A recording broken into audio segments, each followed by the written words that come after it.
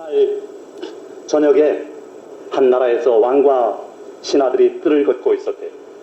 하늘에는 구름이 꽉 끼어가지고 달도 별도 하나도 보이지 않는 어두운 밤이었습니다. 왕은 가까이 따라오는 한 신하에게 물었습니다. 저쪽에 떠있는 별이 보이는가?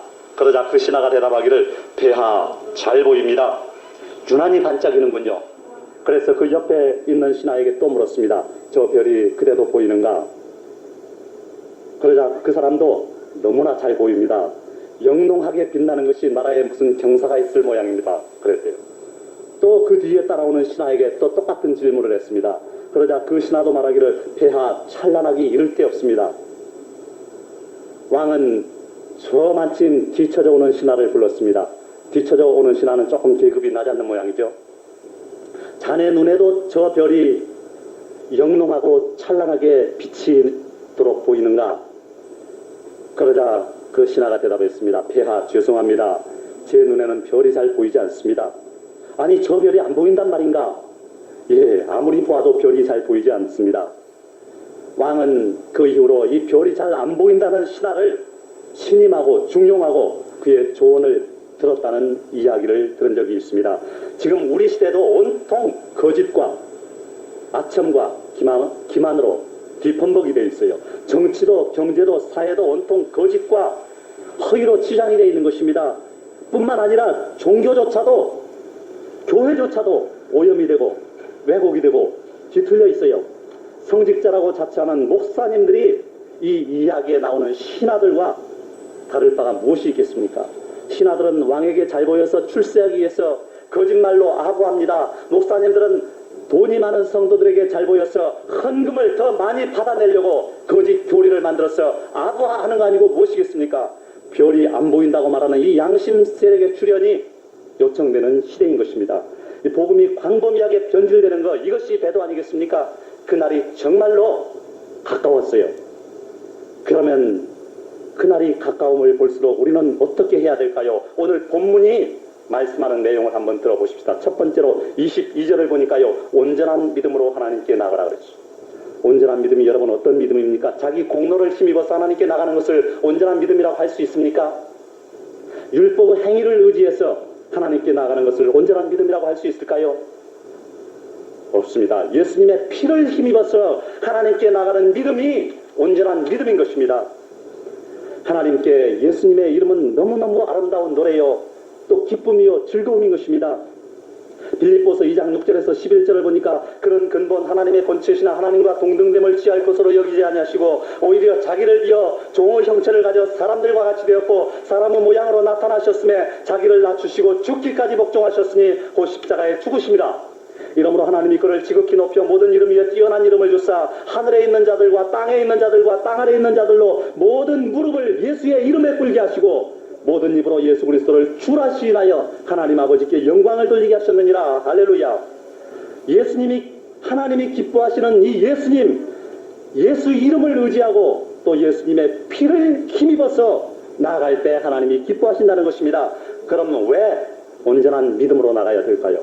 9절을 보니까 예수님의 피를 힘입어서 성소에 들어갈 담력을 얻었기 때문에 온전한 믿음으로 나가라는 것입니다. 그리고 그것은 20절을 보니까 휘장 가운데로 열어놓으신 길이요 새롭고 산 길이라는 것입니다. 예수님이 십자가에 운명하는 순간에 성전의 성소와 지성소 사이를 막고 있던 큰 휘장이 찢어졌어요.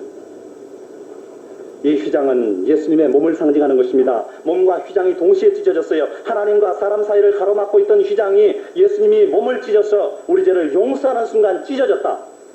그래서 지금까지는 그토록 무섭기만 하던 하나님이 이제는 자비롭고 은혜로우신 나의 아버지가 되셨다. 여러분, 성전들은 사람의 장소요. 성소는 하나님의 종인 제사장의 장소요. 지성소는 하나님의 장소인 것입니다. 이 성소와 지성소 사이에는 휘장이 가로막고 있었는데 이 예수님이 운명할 때 휘장이 갈라졌다. 예수님이 휘장 가운데로 길을 열어놓으셨으니 그 길을 따라서 하나님께로 나아가라. 그 길을 따라서 가되 예수님의 피를 의지하고 나아가라는 것입니다. 이것이 온전한 믿음인 것입니다.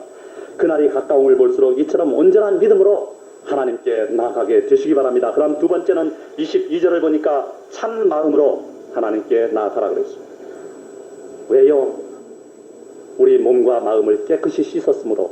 21절 보니까 우리에게는 하나님의 집을 다스리는 큰 제사장인 것입니다. 하나님의 나라에는 집이 많아요. 히브리서 3장 4절을 보니까 집마다 지은이가 있으니 만물을 지으시는 이는 하나님이시니라.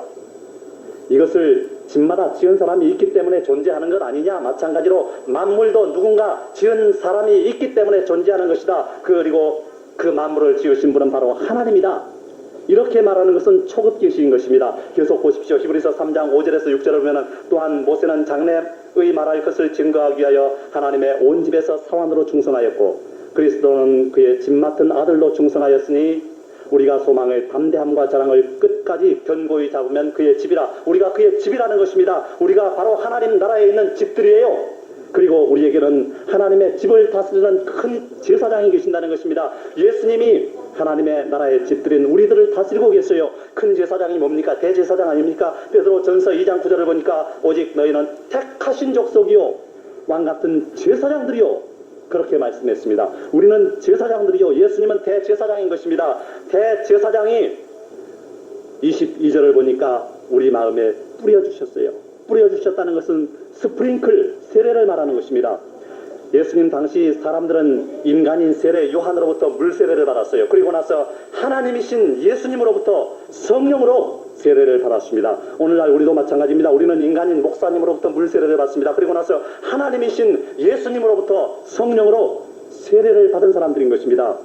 그 예수님이 세례를 주실 때 어디에다 줍니까? 우리의 마음에다가 뿌려주시는 것입니다. 그래서 죽었던 우리의 영이 살아났어요. 양심의 악을 깨닫게 된 것입니다. 그래서 마음이 새로워지니 생활에 변화가 일어나서 몸을 맑은 물로 씻은 것 같이 되겠다는 것입니다. 이런 사람이 되었으니 이제 참마음으로 하나님께 나아가라는 것입니다. 그 다음 세 번째로 23절을 보니까 믿는 도리의 소망을 굳게 잡으라 그랬어요. 왜요? 이 약속하시는 이는 미쁘시기 때문에. 미쁘다는 것은 faithful, 신실한 것을 말하는 것입니다. 이런 약속을 해주신 하나님은 미쁘시니 그 약속을 반드시 지키신다는 것입니다. 그 약속을 지키사 이후로도 영원토록 나를 지키시리라 확신하네. 찬양 있잖아요. 그러므로 그 약속을 굳게 믿고 소망을 가지고 살게 되시기 바랍니다. 믿는 도리의 소망을 굳게 잡으시기 바랍니다. 나는 구원을 받아 천국에 간다는 소망을 굳세게 가지십시오. 내가 언젠가는 죽겠지만 예수님 부활할 때 나도 부활할 것이다. 이런 소망을 가지라는 것입니다. 하나님이 언제나 나와 함께 해주셔서 나를 인도해 주시고 나의 앞길을 예비해 주실 것이다. 이런 약속을 믿고 장래에 대한 소망을 가지라는 것입니다. 그 다음 네 번째로 24절을 보니까 사랑과 선행을 격려하라 그랬습니다. 사랑과 선행이요. 믿음을 강조하는 우리 신교에서는 소홀히 여기기 쉬운 덕목입니다. 오히려 구교인 카톨릭에서 강조되고 있어요. 그런데 문제는 이 사랑과 선행이 믿음에 따르는 부수적인 행동이어야 되는데 카톨릭에서는 선행으로 구원을 받는다고 하니 문제가 생기는 것입니다. 구원은 하나님을 믿는 믿음으로 받습니다. 나아가서 믿음으로 이 구원을 받은 사람이라면 사랑과 선행이 따라야 마땅하지 않겠습니까? 영국의 대철학자여 수학자였던 알프레드 화이트 헤드라는 사람이 있었어요. 그는 젊은 시절에 학문에 심취해가지고 신앙에 대해서 깊은 회의에 빠지게 됐습니다. 이 학문하고 신앙은 아마 반비례적인 관계에 있다는 것을 체험하는 사람이 많은 것 같습니다. 그래서 그 사람도 급기야는 교회에 출석도 하지 않게 됐어요. 세월이 흘러서 어느덧 인생의 황혼기에 접어들었습니다. 하루는 그가 사는 도시에 폭설이 내려가지고 서둘러서 집으로 돌아오던 중에 한 노파가 눈구덩이에 빠져있는 것을 발견을 하고 그를 구해줬습니다. 그러자 그 노파는 그에게 감사하다고 하면서 이렇게 말했습니다. 내게 이렇게 큰 친절을 베푸시는 것을 보니까 깊은 신앙심을 가지고 있는 분 같은데 어느 교회에 출석하고 계십니까? 신앙생활을 하지 않는다고 대답을 했더니 그 노파는 의외라는 듯이 이렇게 말했습니다. 아니, 다 늙어서 어쩌자고 아직도 예수님을 믿지 않는단 말이오. 그러다가 나처럼 뜻밖의 사고를 당하게 되면 어쩌려고. 나는 조금 전에 눈구덩이에 빠져서 죽는 줄 알고 계속해서 찬송을 부르고 있었구만. 그랬대요. 그런 그 노파의 확신에 찬 대답을 듣고서는 자기가 지금까지 탐구해왔던 그런 학문이 헛된 것이 아닌가 회의가 들기 시작했다는 것입니다. 그래서 그 이후로 다시금 신앙을 회복하게 됐다는 겁니다. 이 이야기에서 여러분 누가 더 사랑과 선행을 보인 사람입니까? 둘 다죠. 한 사람은 눈에 빠진 사람의 육체를 구했으며 또 한 사람은 죽음에 빠질 수밖에 없는 처지에 있는 영혼을 구한 사람 아닙니까?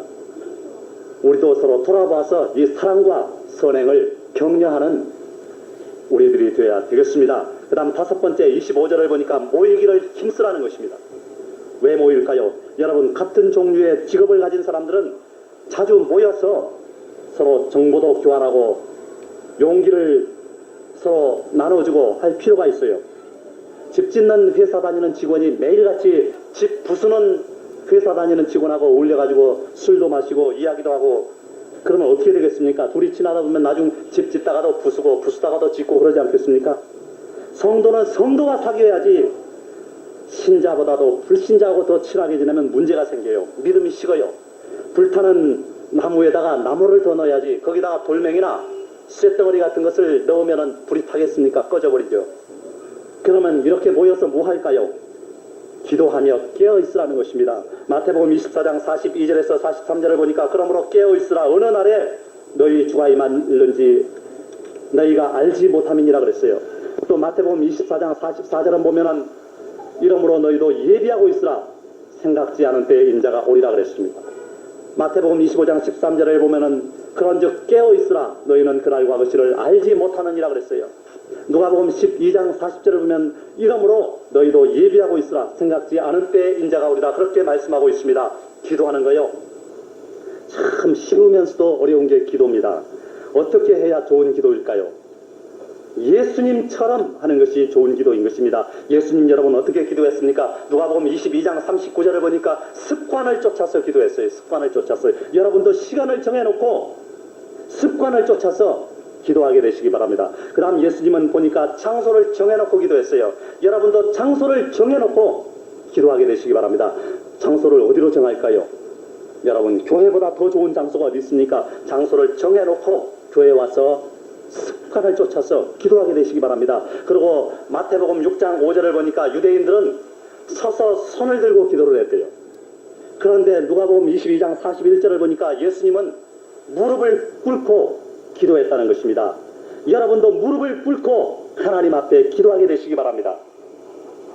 우리는 그날이 가까워 오는 것을 보고 있습니다.